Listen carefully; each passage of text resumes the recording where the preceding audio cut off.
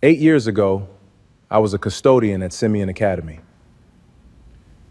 Tonight, my company is signing a contract to maintain 41 Chicago public schools buildings.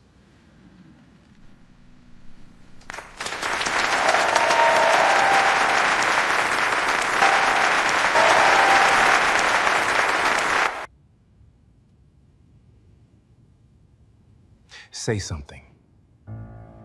Xavier, I swear I had no idea. This whole time, I didn't know it was you. I know you didn't know. That was the point. I was wrong. I was wrong about everything. Victor left me with nothing. I lost the house. I lost so much, Xavier. And the whole time you were quietly building all of this. And I never saw it. I never saw you. Amaya, I have documentation of your affair. I still have the draft custody schedule your attorney floated. I've had both for years. Then why did you let me work here? Why give me any of this? If you already knew everything. Xavier draws a long breath. His lips part slightly.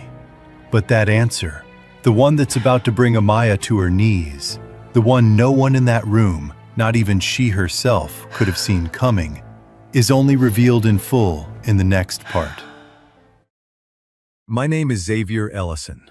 I'm 42 years old, and for most of my life, I believed one simple thing. If you show up, if you work with your hands and keep your word, the world eventually pays you back in respect. I was wrong about the timeline. I wasn't wrong about the truth. It was a Tuesday in October, and I was pushing a supply cart down the third-floor hallway of Simeon Career Academy on the south side of Chicago. The smell of pine cleaner and old radiator heat thick in the air, when my phone buzzed with a message from my son's school about a field trip form. I clocked out at 4:40 that afternoon, same as I had for 6 years, and drove north toward the home Amaya and I owned together in Bronzeville, thinking about nothing more complicated than what to make Andre for dinner. I want you to remember that detail, because 40 minutes later, I would be standing frozen in my own hallway, listening to my wife tell her mother, in a voice bright with relief, that she was finally leaving me. Before we get into the story, if you've ever been underestimated by someone who was supposed to love you, stay with me. Because what Amaya didn't know that night was that I already had something quiet sitting on my phone that would change everything. Not a threat, not a plan for revenge, just 14 months of patience. Let me take you back to where it started. Our home was a modest 2-story house on a tree-lined block near 43rd Street. The kind with a porch that creaked and a mailbox that leaned a little to the left. We'd bought it together 9 years earlier, back when a down payment from 2 incomes still felt like something worth celebrating. Amaya and I had been married for 13 years by then, and for most of them, I thought we were building something together. A home, a son, a future neither of us had grown up with. I worked custodial maintenance for Chicago Public Schools. 11 years, no write-ups, no missed shifts, even the winter I had walking pneumonia. It wasn't glamorous work. I emptied trash cans, fixed jammed lockers, waxed gym floors until they shone like still water. But it paid steady, and steady was something I'd promised myself I would give my son, because I never had it growing up. That evening, I walked up the porch steps with a grocery bag in each hand. Chicken thighs, rice, the orange juice Andre liked, and I heard Amaya's voice through the screen door before I even got my key in the lock. She had me on speaker with her mother, Efua, not realizing how close I was, not realizing the storm door didn't latch all the way unless you leaned into it. "Mama, I can't keep pretending," she was saying, and there was a kind of lightness in her voice I hadn't heard directed at me in years. "Victor's helping me look at places near the lake. I can't keep telling people my husband's a janitor. I'm done." I stood there with the bags cutting into my fingers. He works hard, Amaya, Efua said, and there was something careful in her tone, something that told me this wasn't the first time she'd tried to talk sense into her daughter. Working hard isn't the same as going anywhere, Mama. I deserve better than this. I deserve someone who isn't ashamed to walk into a room with me. The grocery bag slipped from my right hand.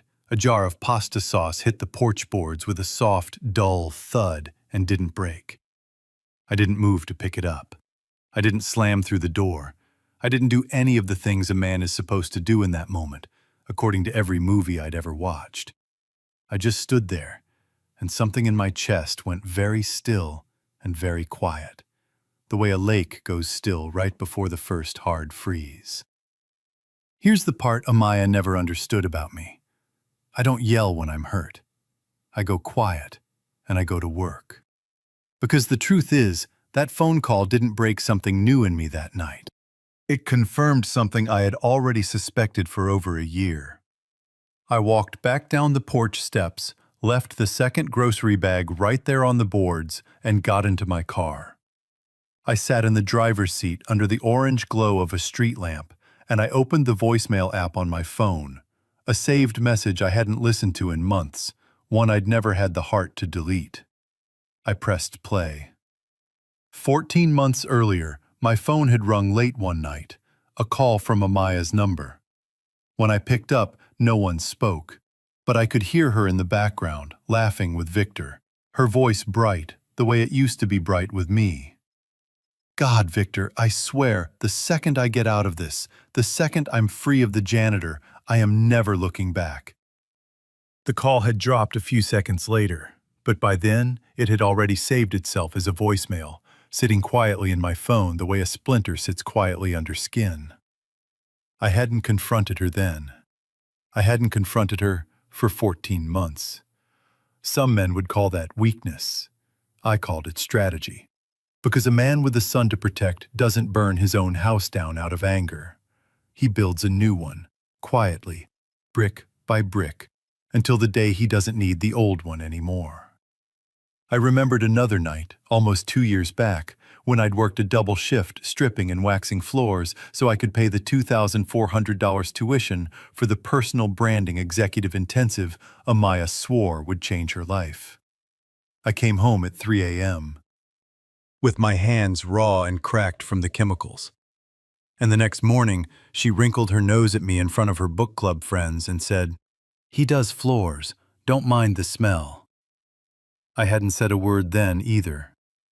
I sat in that car outside our house, phone in hand, and for the first time in 14 months, I let myself feel the full weight of what I already knew. Then I put the phone away, wiped my face once with the back of my hand, and walked back up the porch steps to pick up the grocery bag I'd left behind. My inner voice was very calm when I finally spoke to myself. I waited for the right moment. Now it's here. What Amaya didn't know, what nobody in that house knew yet, was that the janitor she was so ashamed of already had a lawyer, a business plan, and a sister with a law degree quietly working behind the scenes. And in less than 2 years, she was going to walk into his office building without even knowing whose name was on the deed. The next morning, Amaya was the one who brought it up, not me. She sat across from me at our kitchen table, still in her silk robe, stirring cream into her coffee like she was preparing for a business meeting rather than the end of a 13-year marriage. Andre was already at school. The house was quiet, except for the tick of the old radiator. "Xavier," she said, not quite meeting my eyes. "I think we both know this isn't working anymore." I set my own mug down slowly. "Okay," I said. She blinked, clearly expecting more resistance. "Okay?" "Okay," I repeated. "If that's what you want, Amaya, I'm not going to fight you on it." I watched something flicker across her face. Relief, mostly, but underneath it, a thread of confusion. She had braced herself for a battle. I wasn't giving her one. "I want Andre to stay here, in this house, near his school," I told her. "You and Andre keep the place. I'll find somewhere else." She actually softened for a moment, reaching across the table like she might touch my hand, some old habit not yet extinguished. That's really generous of you, Xavier. It's what's best for our son, I said, and I meant it, though it wasn't the whole truth of my reasoning. We met with a mediator 2 weeks later, a small office on South Michigan Avenue with a window unit that rattled every few minutes. At one point during the session, Amaya's side floated a proposed schedule that quietly trimmed my weekends down to 1 visit a month, citing her need for stability while she got back on her feet. I didn't raise my voice. I just looked at the mediator and said I wouldn't sign anything that reduced my time with my son. And by the time the final paperwork was drawn up, my standard visitation had been restored in full. Every other weekend, holidays split evenly. Amaya never brought the earlier draft up again. I kept a copy of it anyway, filed away with everything else. When the mediator finished reading through the property terms, Amaya sat with her arms crossed, already dressed like she was interviewing for a different life. A fitted blazer, gold hoops, hair freshly done. She couldn't resist a small, satisfied smile in my direction. "At least you won't have to worry about money anymore, Xavier," she said, low enough that only I could hear.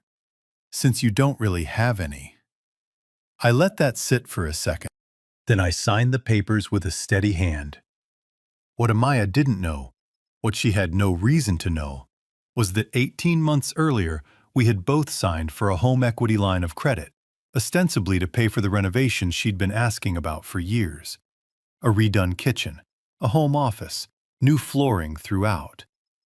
My sister Essie, who'd passed the bar 4 years prior and worked family law downtown, had sat with me at her kitchen table on her lunch breaks, walking me through exactly how a homeowner with sole management authority over shared finances could legally redirect dispersed funds into a registered business, so long as the debt itself was disclosed and both names remained on record.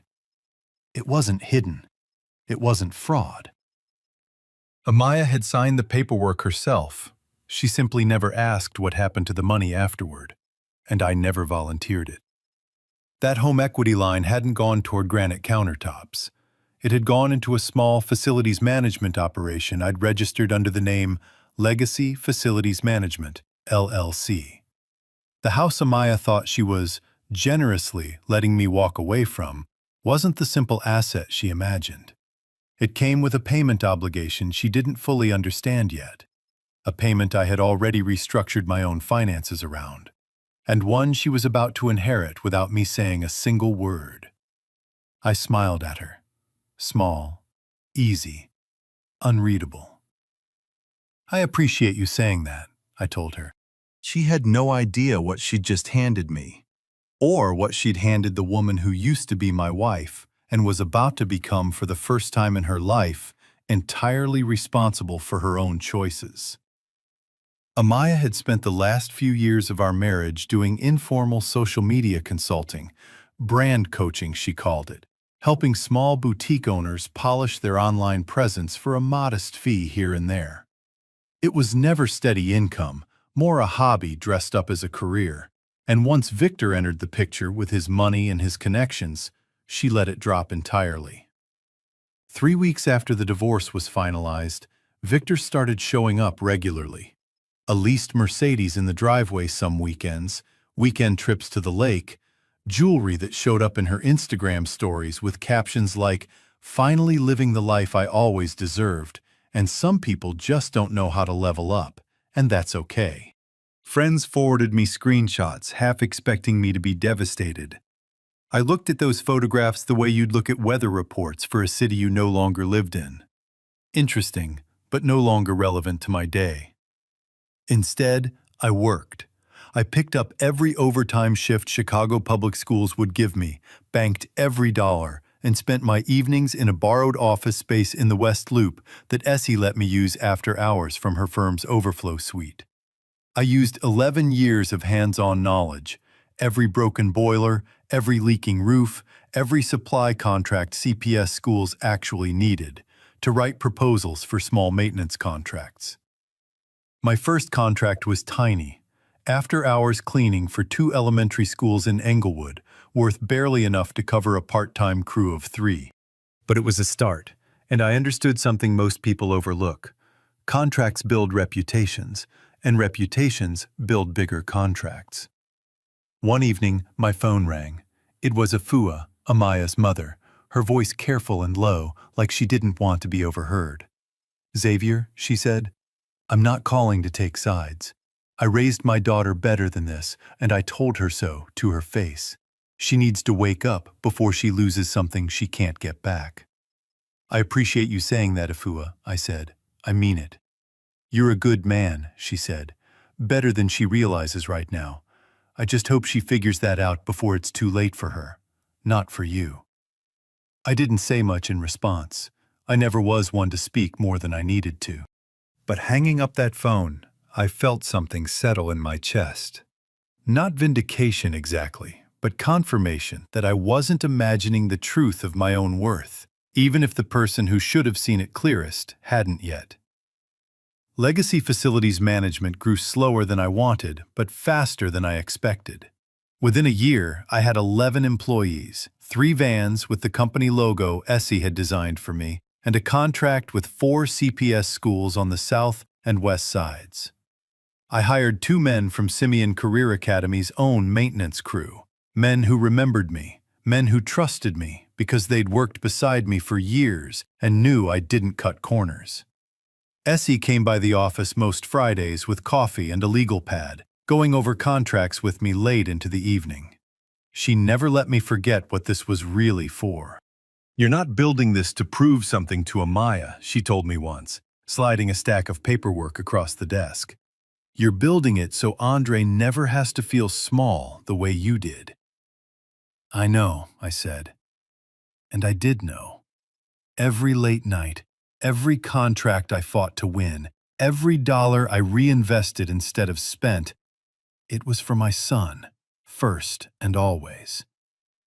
Andre stayed with me every other weekend, and those Saturdays were the best of my week. He'd sit at a folding table in the corner of my small office, doing his homework or drawing pictures of buildings, asking me questions about the vans parked outside. "Dad, is this your company?" he asked one Saturday, eyes wide with a kind of pride I hadn't expected. "It's ours," I told him. "Yours, mine, and Aunt Essie's." He grinned at that, the same easy grin he'd had since he was small, and went back to his coloring. 2 years passed that way, quiet, deliberate, brick by brick. Legacy Facilities Management grew from 4 schools to 17. I moved into a proper office suite in the West Loop with my own name on the lease. I stood at the window one evening, looking out over the Chicago skyline, lit gold against a darkening October sky, almost exactly 2 years to the week since that night on the porch. I thought about Amaya, about Victor, about the life she believed she'd traded up for. I didn't feel anger anymore. I felt something closer to patience finally paying interest. I'm going to show my son a different kind of man, I told myself, standing there with the city spread out below me. Not one who screams when he's hurt, one who builds. I had no idea, standing at that window, just how soon Amaya would be walking back into my life. Not as my wife, not as a stranger, but as an employee who had no idea whose company she'd just agreed to work for. Xavier had the truth about the house, the loan, and the company 2 years before Amaya ever found out. Was he right to stay quiet and let her sign?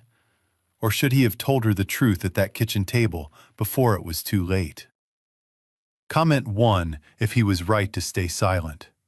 Comment 2 if he should have spoken up. 2 years is long enough for a foundation to crack, if it was never built on anything solid to begin with. Victor Lang's downfall came fast once it started.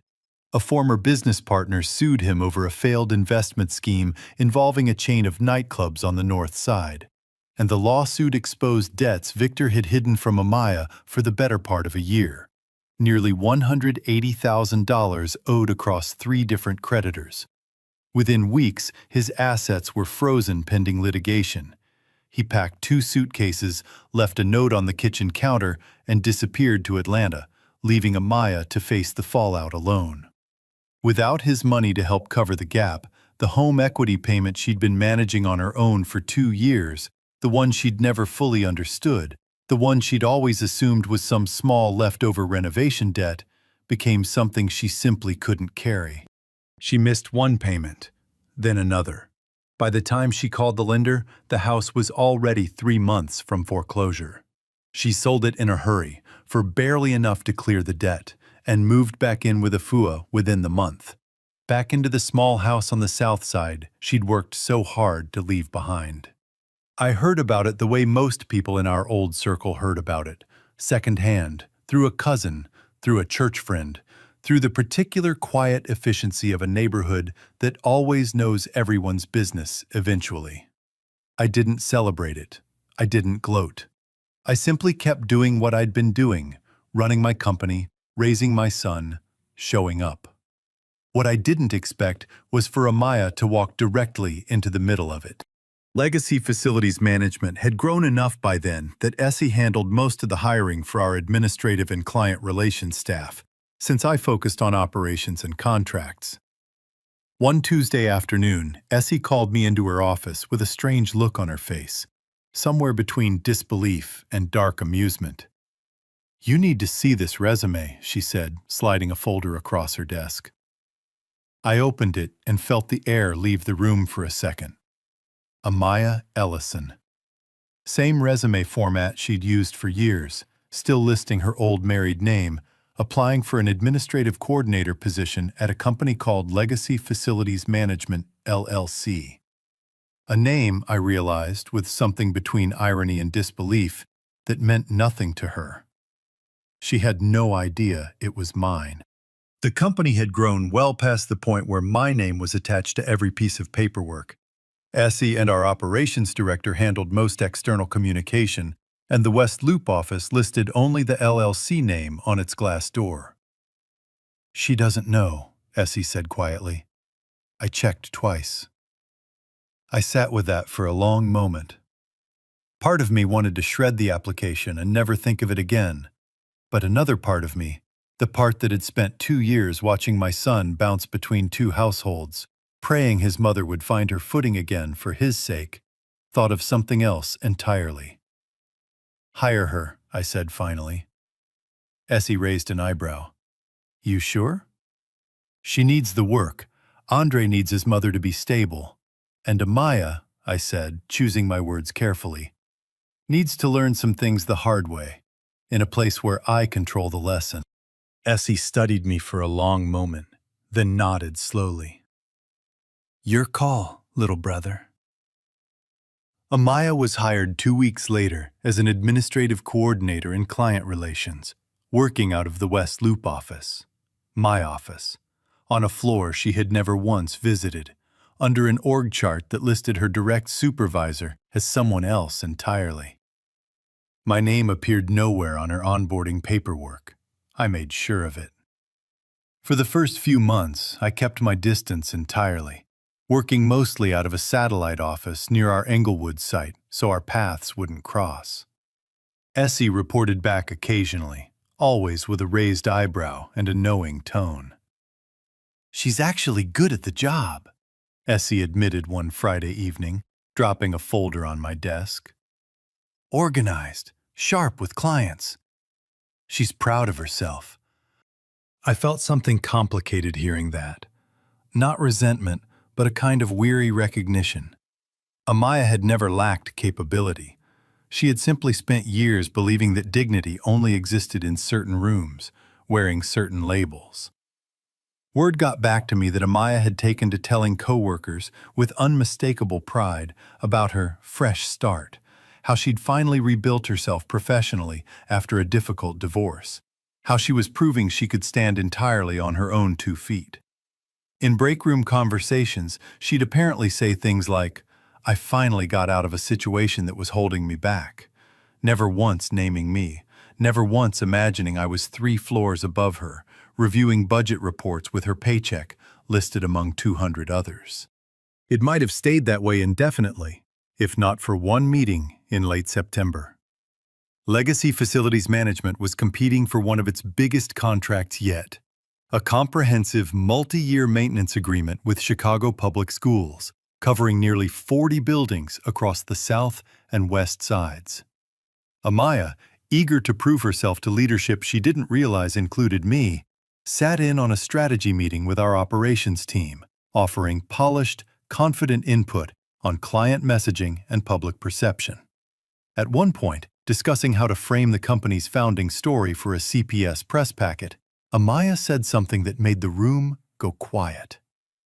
"We should be careful not to lean too hard on the whole blue-collar roots angle," she said, flipping through a printed draft. "I mean, obviously some people just clean floors and toilets for a living and never move past it. We don't want the company sounding like it came from nowhere. We want it to sound polished, professional." A pause settled over the conference table. Marcus, one of our senior facility supervisors, a man I'd worked alongside years earlier at Simeon Career Academy, one of the first 2 employees I'd hired when Legacy was just 3 vans and a dream, leaned back in his chair with a small, dry smile. "Funny," he said, just loud enough for half the table to hear. "The boss tells that story every chance he gets. Says the biggest lessons he ever learned about running a company came from cleaning toilets and fixing boilers at 2 in the morning. Told the whole leadership team that at last year's holiday party." Amaya's smile faltered, just slightly, like a crack forming beneath a frozen surface. "The boss?" she repeated.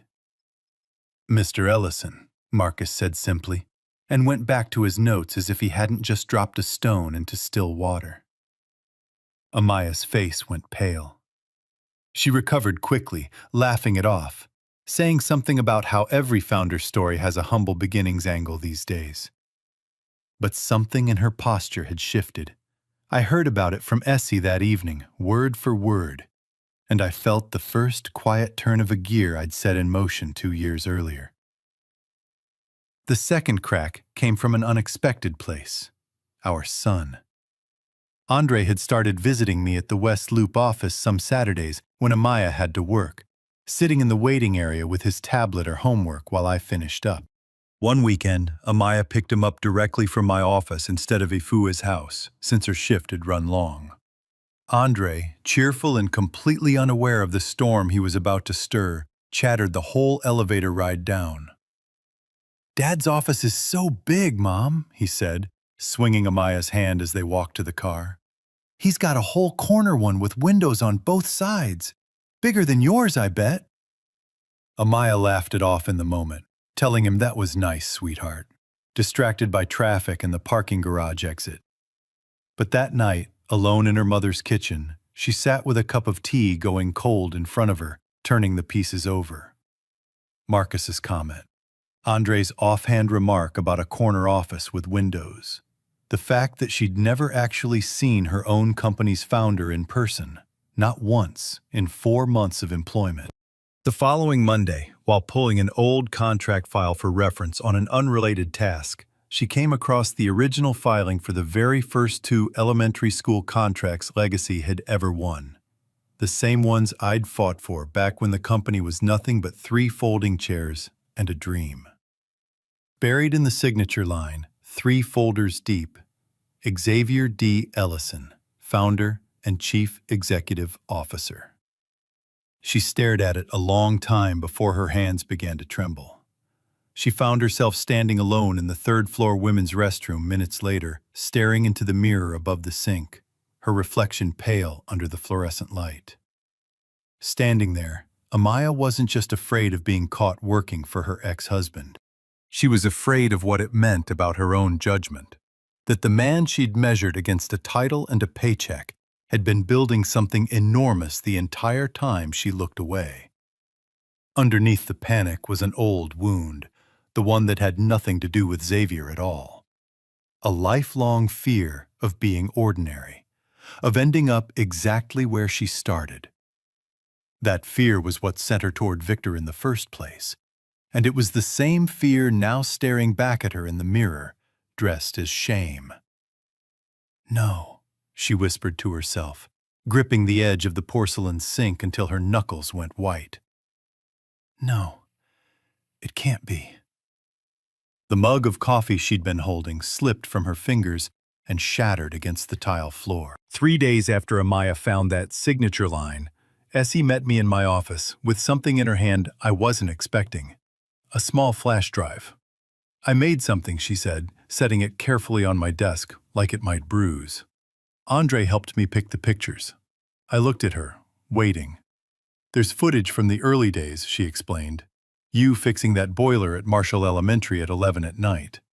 You and Andre unpacking supply boxes in this office, back when it was just 400 square feet.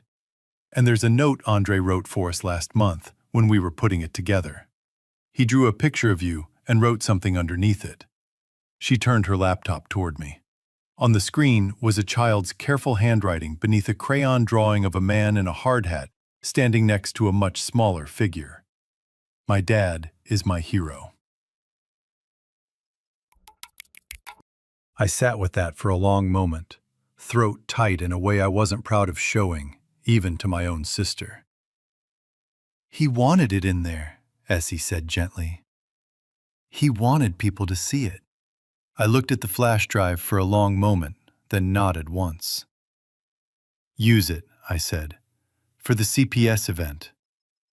The contract signing ceremony for the Chicago Public Schools Comprehensive Facilities Agreement was held 2 weeks later at a hotel ballroom in the West Loop, not far from our office.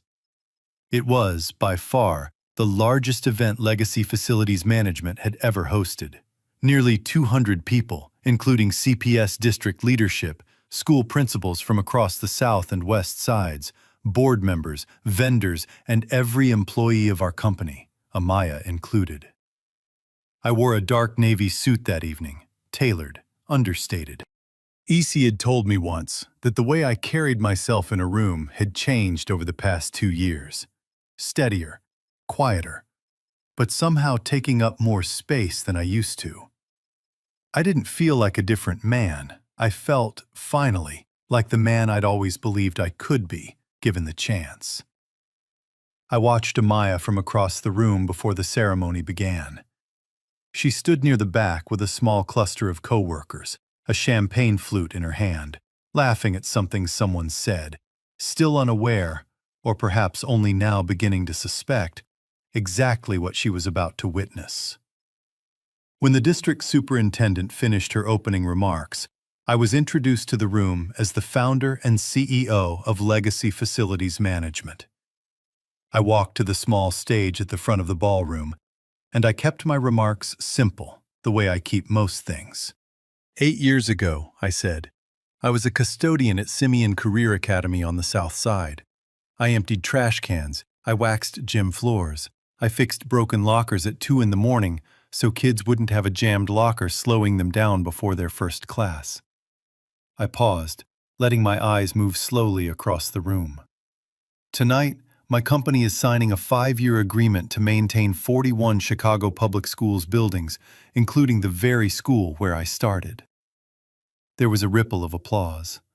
I let my gaze move, unhurried, to the back of the room, where Amaya stood frozen, her champagne flute tilted slightly in her trembling hand. Her smile had gone rigid, like glass about to crack. The room, full of 200 people, seemed to narrow down to just the two of us for one long, suspended moment. Then the flute slipped from her fingers. It shattered against the polished floor, the sound sharp and unmistakable in the sudden hush of the room. Heads turned. A few people gasped softly. Amaya stood frozen, staring at me across the crowd, her hand still hovering in the air where the glass had been. I gave the room a small, measured nod and continued. I want to thank my sister, Essie Ellison, our legal counsel and operations lead since day one, for putting together something I think says this better than I can. The lights dimmed. Essie's video began to play on the large screen behind me. It opened with grainy footage of me at Marshall Elementary, 11 at night, sleeves rolled up, sweat on my brow, fixing a boiler that had gone out in the middle of a cold snap. It moved to photos of our first tiny office. 3 folding chairs, a card table, 2 supply vans parked outside a rented storage unit. Then it showed Andre, younger, maybe 7, helping me label cardboard boxes with a crooked marker, his tongue poking out in concentration. The final image held for 5 full seconds. Andre's crayon drawing, his careful, uneven handwriting beneath it. My dad is my hero. The room went completely silent. I heard someone near the front sniffle. A woman 2 tables over pressed a napkin to her eyes. Even people who had never met me before that evening seemed moved by something honest and unguarded in those images. A story that had nothing to do with polish or performance, and everything to do with persistence. I found Amaya's face again in the crowd. Tears streaked down her cheeks, but she stood perfectly still, not daring to wipe them away, not daring to draw more attention than she'd already drawn with the shattered glass at her feet. After the ceremony wound down, as guests mingled near the bar and the catering staff cleared plates, Amaya approached one of our event coordinators and asked, in a voice barely above a whisper, if she could speak with me privately. I agreed to 5 minutes in a small side room off the main ballroom. She came in, still visibly shaken, mascara smudged despite her best efforts to fix it in a restroom mirror somewhere along the way. "Xavier," she started, voice cracking immediately. "I didn't know. I swear to you, I had no idea this was you. This whole time, I know you didn't know," I said quietly. That was the point. She flinched at that, but pressed on. "I was wrong," she said, tears falling freely now. "I was so wrong about everything. Victor left me with nothing. I lost the house. I lost so much, Xavier. And the whole time, you were building this, and I never saw it. I never saw you." "Amaya," I said, and something in my voice made her stop. "I'm not angry with you for wanting a better life," I told her, steady and even. "You're allowed to want more than what we had. Where you went wrong was believing a man's value lives in the job he's doing right now, instead of in who he actually is underneath it." She wiped her face with the back of her hand, saying nothing. "I have documentation," I continued, "of the affair timeline. I still have the draft custody schedule from mediation, the one your attorney floated that would have cut my time with Andre down to 1 weekend a month before I thought to have it thrown out. I've had both for years. I'm telling you this not to threaten you, but so you understand. I've known exactly who you were and exactly what you did for a long time. I'm not asking you to explain it to me tonight." "Then why," she started, voice breaking, "why did you let me work here? Why did you give me any of this, if you knew all of that?" I let the silence sit for a moment before I answered, because this part mattered more than anything else I'd say to her that night. Here is what Amaya never fully understood about me, even after 13 years of marriage. I was never withholding this moment to punish her. I was protecting the one person who mattered more than either of our pride. A boy who still needed to believe his mother could become someone he was proud of. My own conflict wasn't whether to forgive her. It was learning that peace and forgiveness aren't the same transaction, and that I could give Andre one without owing Amaya the other. "I'm not doing this because I still love you," I said, "and I'm not doing it to forgive you, not in the way you mean. I'm giving you a new employment contract, with strict, formal terms about how we co-parent Andre going forward, because our son asked me himself 3 weeks ago to give his mother one more chance." Amaya's face crumpled entirely. "He came into my office," I continued, "sat down across from me the way he always does, and asked me, very seriously, to please give you a chance to be the mother he still believes you can be. He's 11 years old, Amaya, and he still wants his mother to be someone he can be proud of. That's the only reason there's a contract for you at all. Amaya sank into the chair behind her, one hand pressed over her mouth, shoulders shaking with silent, devastating sobs. I left the room without another word. Later that night, alone in the hotel's parking garage, long after most of the guests had gone home, Amaya sat behind the wheel of her car without starting the engine, her reflection faint in the windshield glass, tears she no longer bothered to hide sliding down her face. "My son," she whispered to the empty car, voice barely audible even to herself. "He asked his father to give me a chance." The overhead lights of the garage buzzed faintly. Somewhere above her, an elevator chimed and released a handful of departing guests into the night. Amaya sat there a long time, alone, with the full weight of everything she had lost, and everything through no doing of her own. She was still somehow being given. Amaya signed the new employment agreement the following week.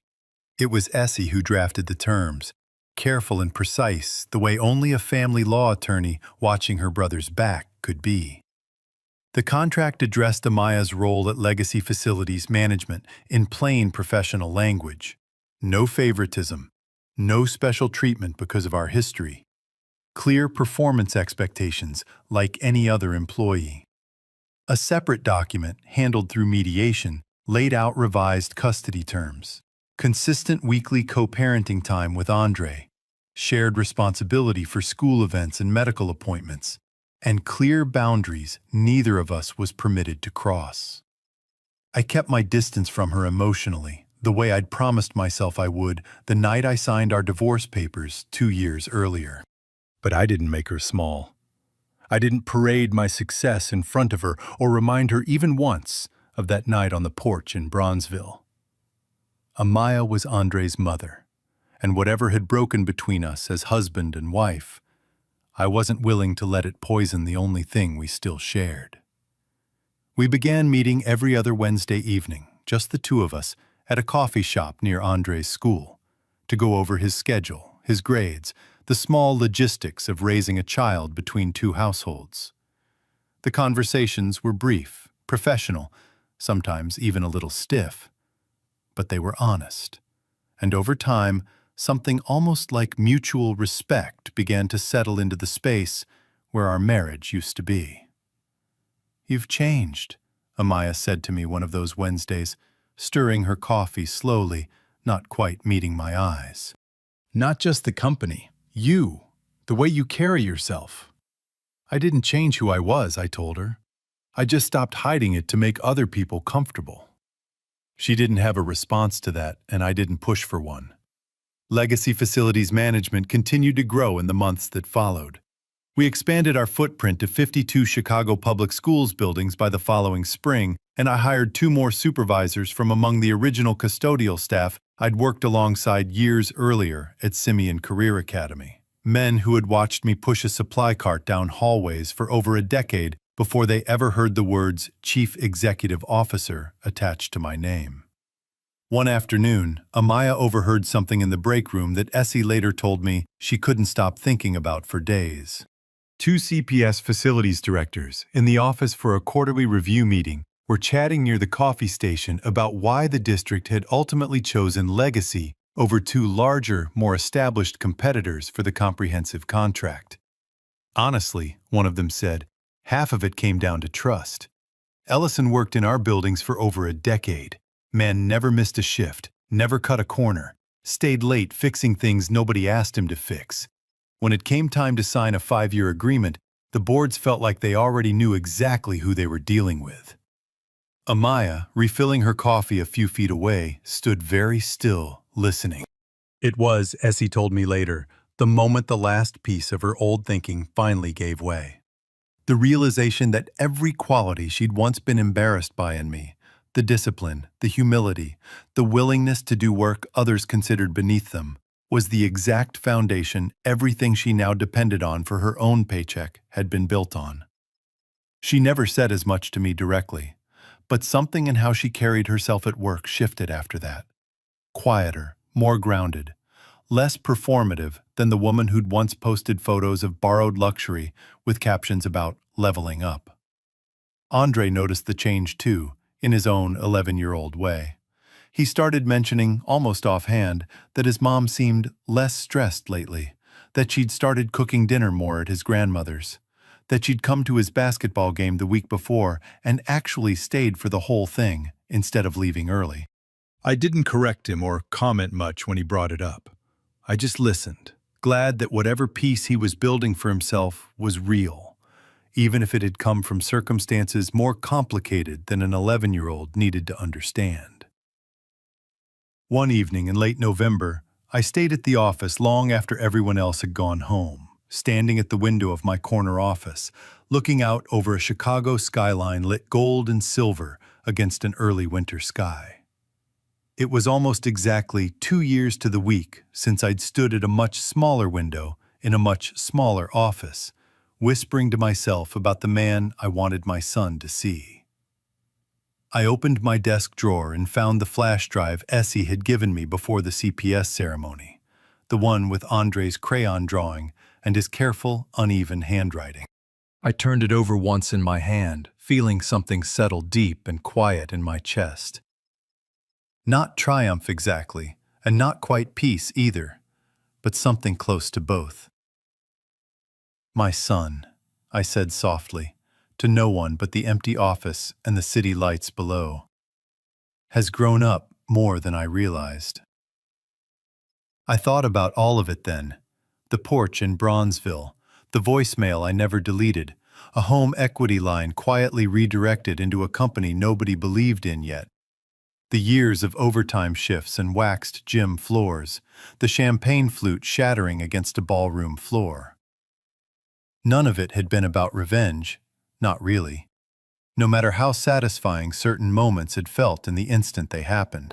It had all been about one boy, 11 years old now, who needed to grow up knowing that a man's worth isn't measured by the job title on his paycheck, but by what he's willing to build and protect when everyone around him has already written him off. I switched off the office lights, locked the door behind me, and drove home through quiet Chicago streets, already thinking about Sunday and church and the particular kind of peace that comes not from winning, but from finally being at rest with who you are. That Sunday, we all went to church together. Xavier, Amaya, and Andre, sitting in the same pew at the small Baptist church in Bronzeville, where Afua had worshipped for over 30 years. It wasn't a reunion. It wasn't the two of us pretending to be husband and wife again for our son's benefit. It was simpler than that, and in some ways harder to explain. Two parents who had once broken each other, choosing, deliberately, to sit peacefully in the same row for the sake of the boy between them. Afua found me after the service, pulling Andre into a warm, tight hug before turning to me with tears standing bright in her eyes. "You did good, Xavier," she said, patting my arm the way she had since Andre was a baby. "Real good. Your father would be proud of the man you turned out to be." I thanked her quietly, the way I thanked most things that mattered too much to talk about at length. Amaya stood a few feet away, watching Andre laugh at something his grandmother said, and for a moment I caught her trying to smile at him, the way a mother smiles when she's genuinely, unreservedly happy. Not performing happiness for an audience, not curating a version of herself for social media, just present, just there. I looked at the woman who used to be my wife across the church parking lot, sunlight cutting through a gap in the clouds, and felt something I hadn't expected to feel that day. Not love, not the old kind anyway, but something quieter and, in its own way, more durable. I didn't love Amaya the way I once had. I doubted I ever would again. But I had made a choice, somewhere in the last 2 years, not to let bitterness toward her become the water Andre had to swim through for the rest of his childhood. Some people would call that weakness. I'd learned, the hard way, that it's actually the harder path, choosing not to hate someone who hurt you, especially when you have every right to. I didn't build legacy facilities management to prove anything to Amaya, or to Victor, or to anyone who ever looked at a man pushing a supply cart down a school hallway and decided they already knew everything worth knowing about him. I built it because I wanted my son to understand something that took me 42 years and one broken marriage to fully learn myself. A man can be disrespected, underestimated, humiliated for the work he does with his own two hands, and still rise to build something larger than anyone who doubted him ever imagined possible. That evening, after Andre had gone to bed, I sat alone on my back porch with a cup of coffee going lukewarm beside me, thinking about all the small, ordinary moments that had led to this one. Waxing gym floors at midnight, a $2,400 tuition payment for a course that never once mattered to the person I paid for it, a voicemail I never deleted, a home equity line quietly redirected while everyone assumed I had nothing to my name. None of it had felt like victory in the moment. Most of it had just felt like showing up, one more day, for a reason bigger than myself. This story reminds us that quiet dignity isn't something you announce. It's something you practice, one ordinary Tuesday at a time, long after anyone is left to give you credit for it. If you've spent years feeling smaller than you are, in a marriage, in a family, in a life that didn't turn out the way the wedding photos once promised, here's something to try this week, not someday. Pull out the recipe box on your kitchen counter, the one with your mother's handwriting fading on the index cards, and copy one recipe onto a fresh card in your own hand, so it survives another 50 years. Call your grandson this Saturday morning and ask him to help you finally sort through the toolbox in the garage, not because it needs sorting, but because he needs to hear you talk while your hands are busy. Keep a small spiral notebook by your recliner, the kind from the drugstore, and every Sunday after service, write down one thing you did that week that nobody applauded. Read the whole notebook back to yourself on New Year's Eve, out loud, in your own kitchen. You don't need anyone's permission to know your own worth. You just need one small, repeatable habit that reminds you of it, long after the people who doubted you have stopped watching. If you've ever spent years being underestimated by someone who was supposed to love and respect you, in a marriage, in a family, in a career where no one saw your worth until it was undeniable, I hope this story reminded you that your quiet, steady work is never wasted, even on the days it feels invisible to everyone around you. If you've ever been looked down on for the work you do, drop a comment below. I've been there too. And if you want to know what happens next, when Victor Lang resurfaces in Chicago with one more attempt to disrupt the peace Xavier built, Part 2 arrives in 48 hours. Human writers poured their soul into these scripts to expose injustice and celebrate humanity. AI served as a technical supporter, refining expression so the valuable messages of equality, humility, and hope could reach and inspire millions. Production team: story and screenplay by Quinn Fung. Character development and visual conceptualization by Chris Nguyen. Video scripting and scene adaptation by David Nguyen. A passionate team dedicated to bringing this story to life.